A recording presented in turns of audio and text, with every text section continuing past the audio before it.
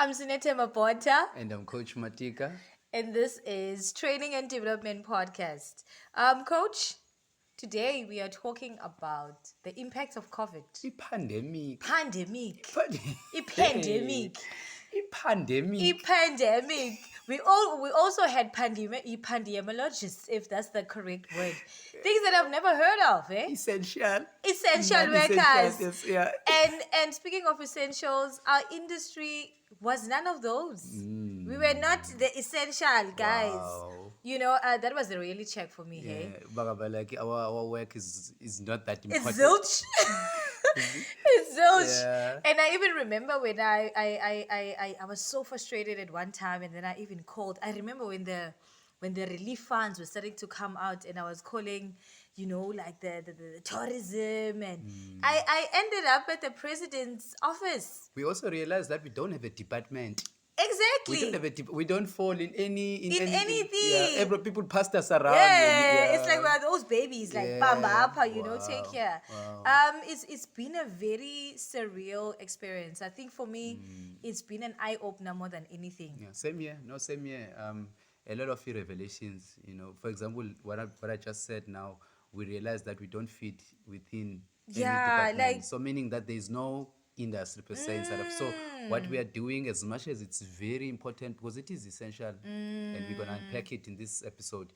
Um, I got to realize that we don't have an industry. Even I remember you tried to organize hey, facilitators, trainers, so that we can let's have a union. union and all of that. So I Yeah. got to. So it was a wake up call, and to be honest, I'm grateful of COVID. As much as it was very very very very difficult, even now, things are starting to happen within our industry.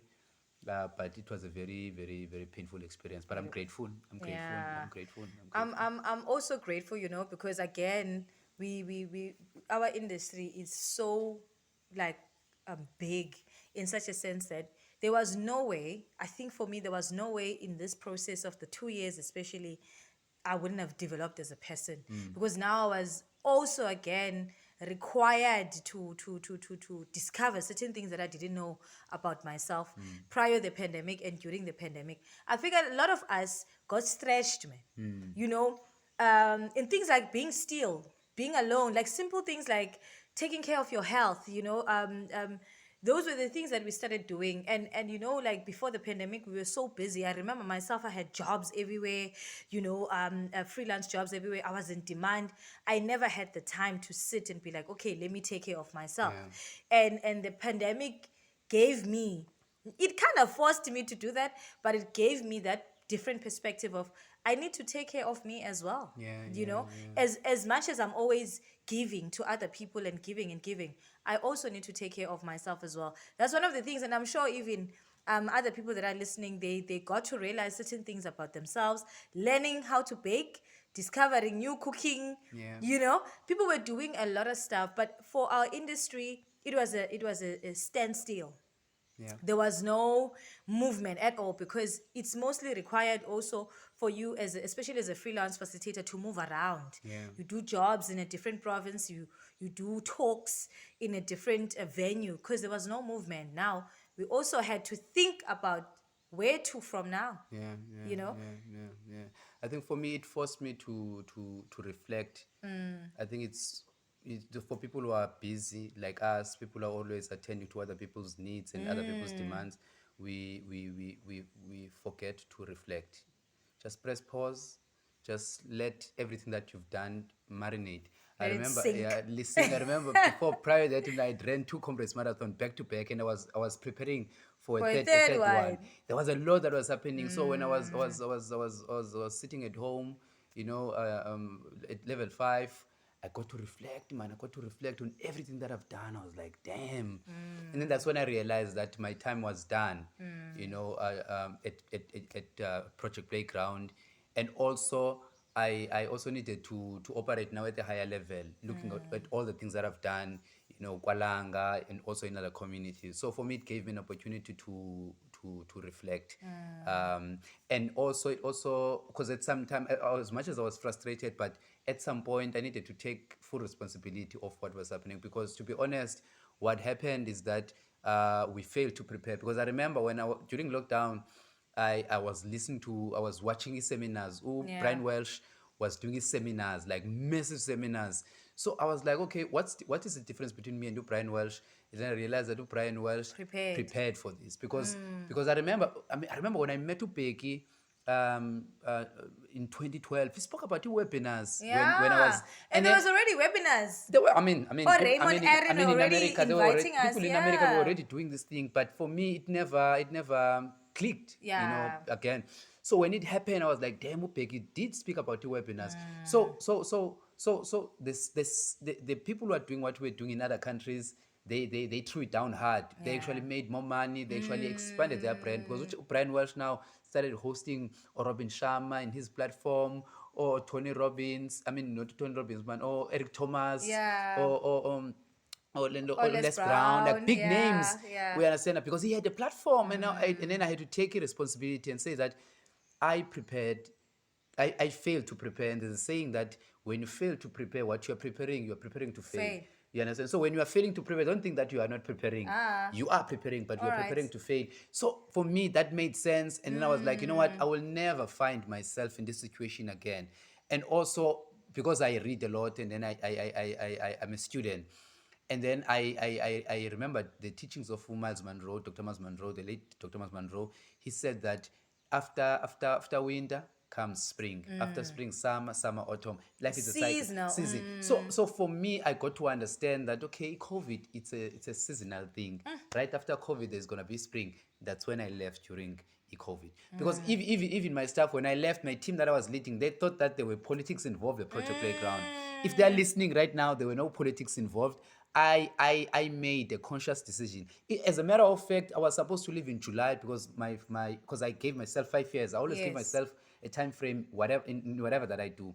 So it was in April when I decided to resign, and in official I was supposed to resign in July. Yeah. And then I needed to resign there, because in one of those seminars, Robin Banks said, never let a good crisis go to waste. That's when I realized that. So adding those two And this teachings, was the crisis. Level yeah, 5 was the crisis. adding those two teachings, the Yeah. fact that it's a season, this thing will pass, and also this is the crisis, other people are Yeah. killing it. Then I decided to resign at level 5. No, it made no sense. People did not understand, but I had to leave to go and prepare for spring and summer. And that's when, like, I decided to venture into farming, and I don't regret that. This, as much as it was difficult, So for me, it pushed me to to take a massive step Yeah. towards my future. Because when COVID happened, we just got back to KZN Yeah. with Mr. Malpena and Mr. Pezisa to go and do an inspection on the project that we're going to invest in. So as we were coming in from Beaufort West, we heard on the news that the country is going to be locked Lockdown. down. So the following day, the country went on lockdown. So for me, it forced me. So for me, I'm grateful that the COVID happened in my lifetime, because there's a massive change that is currently happening, but slowly, and then we're not aware of, which is the change that is going to happen because of the artificial intelligence. Yeah. That change, that change is going to be permanent.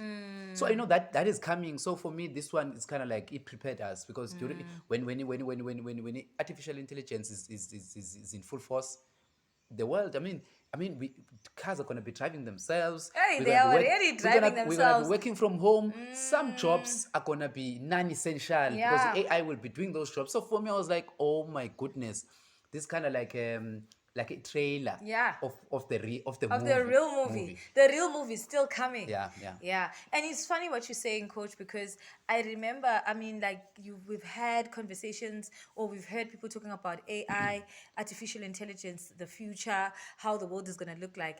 And the pandemic kind of like accelerated us, especially here in South Africa, very quick into technology. It's like, we were like, boom, this is it. Now, people are doing things online.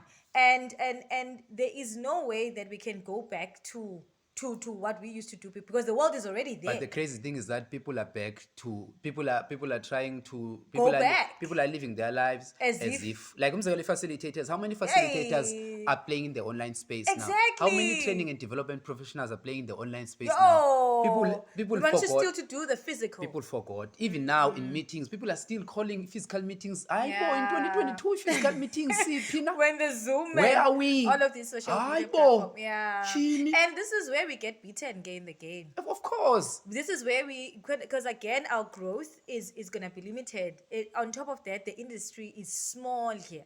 Do you understand? Now, when you wanna be on the international level, you gotta play where the internationals are. And life is a game of speed. The guys that can move faster will win. Yeah. So if I have to travel from a Mama Spirit to a Cape Town, like an hour for me to get into a meeting, whereas I could just like if that's how you live, you have to go to And that physical meeting spaces. can be 15 minutes 15 online. Can Yeah. be 15, you don't have to leave. You don't. So this is life now post COVID. Is a game of speed.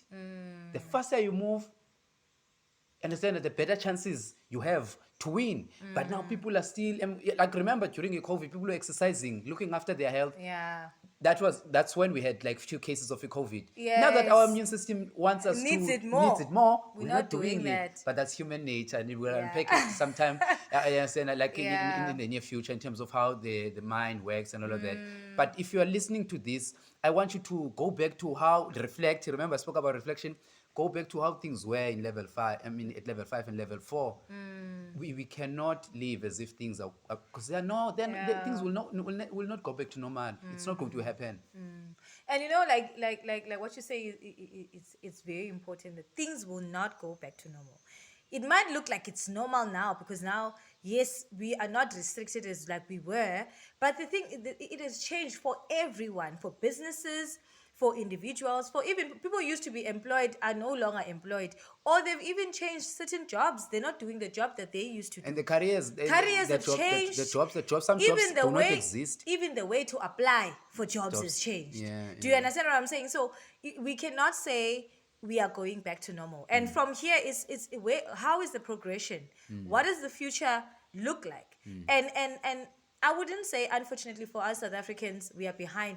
We still have an opportunity, because again, we were introduced at the core of technology at a very crucial time. But now it's up to us on how we move. I don't want to go to those meetings for 3 hours just to have a meeting of an hour. Sure. It's being ineffective and, Yeah, not being productive. Yeah. And again, another thing that it's always been at the back of my mind is in terms of how do we build an industry that is sustainable Yeah. throughout, because this doesn't mean that it won't happen again. Yes, we might move on from this, but it will definitely happen again at some point. Like you Yeah. said, crisis. Yeah. How do we take an opportunity when there's a crisis? Yeah, You know, and having to discover that during the pandemic industry yet when it was most needed, Yeah. it wasn't an essential, Yeah. and it's needed now. Yeah.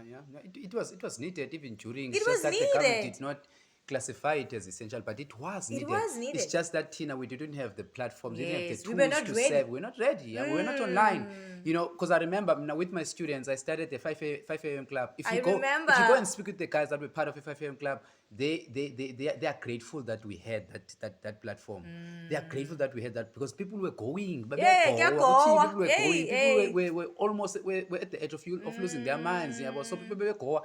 And then we had the 5 a.m. club, and also it kept me sane, because I'm an active person. So for me to sit in one place, I remember calling Ufrida, like where I was overwhelmed, telling how I feel and my anxiety levels and all of that. So it was needed. It's just that we didn't have the tools. So the question is now, how do we build those tools as training and development professionals to a point whereby you understand that we are crisis proof? Yes. No matter what happens, Yes. Tina, we are. Because the I big one like that is that. coming, it's AI. Yeah. How is the AI going to affect, you understand, this industry? These are conversations that we need to have. The way that we train people has to change. What are we training people for? For some Hey. skills that we are training people for, they're going to be relevant in the next Yeah. coming Even 5 years. 5 years from now, you understand? So that's the conversation that I would love for us to have now and stuff. So we're now, how are you prepared? How are you making making sure that when this thing happens again, you are safe? How like personally? Personally and professionally, let me start professionally. All my businesses have to be online. All my interactions have to be online. I think also just having, like the privilege of living in a farm, I still have an opportunity to think about certain things and how I want to do them. I'm less busy now, which is, I always want to be less busy because the world is online, so taking my work online, not travel too much, and also in my personal life, to keep on learning, keep on progressing, learning. There's courses now that I want to do, to educate myself, so that I can be effective also in my work. But the world is online, and that's where I want to play. That's definitely where I want to play, and also learning new skills that are going to help me in the future. Not typing skills anymore. Content creation, that's what I'm busy with now, spreading the word without me having to be physically there. Yeah. And when Yeah. No, for me, I'm invested. So I'm doubling the personal growth. Okay. I'm doubling on that because I've always been big on the personal development, but I'm investing more because for me the reason I'm still here, the reason I'm still doing what I'm doing is because of the resilience, the endurance that I had That you had. during that time. So for me, I'm investing more on my the personal development, doing more research in terms of like what is it that is currently happening in other countries that are advanced than us, and also taking my businesses online. I mean, I've been doing a personal development class now since I did 5 classes already. So every month I'm doing like the seminars that I used to do. I used to book halls and all of that venues. I don't do that anymore now. I'm online. I teach, I run my seminars there. I run my coaching program online.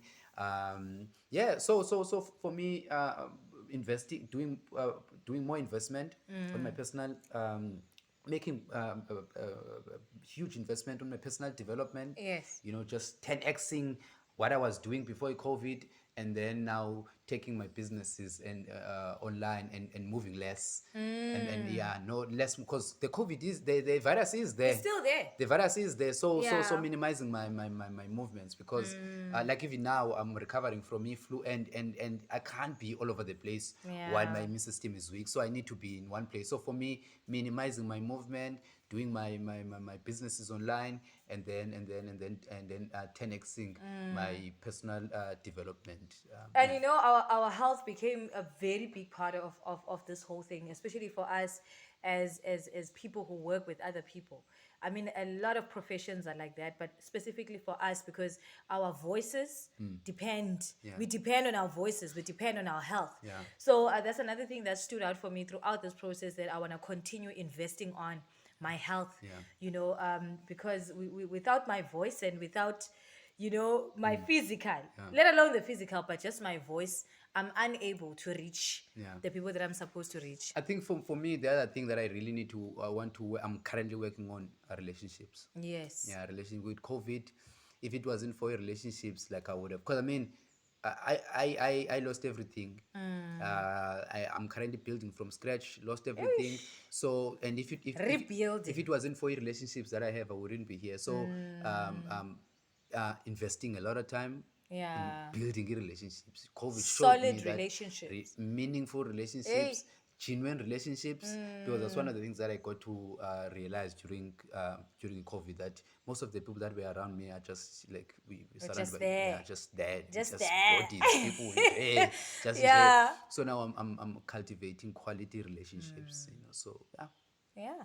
Thank you, coach. And I hope, like guys, we are thinking about the future. The future is not really bright anymore. Iyaphandla. It's the world is far ahead, and we need to catch on, and we need to see where do we find ourselves in that reality. There's virtual realities these days.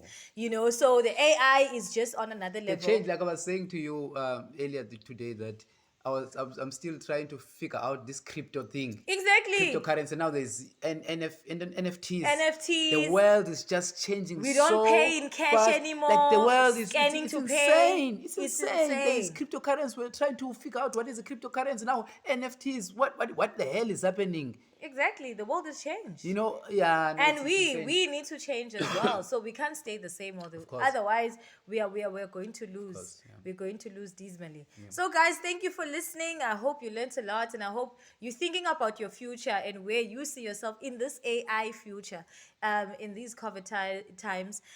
Stay safe, and we will talk again.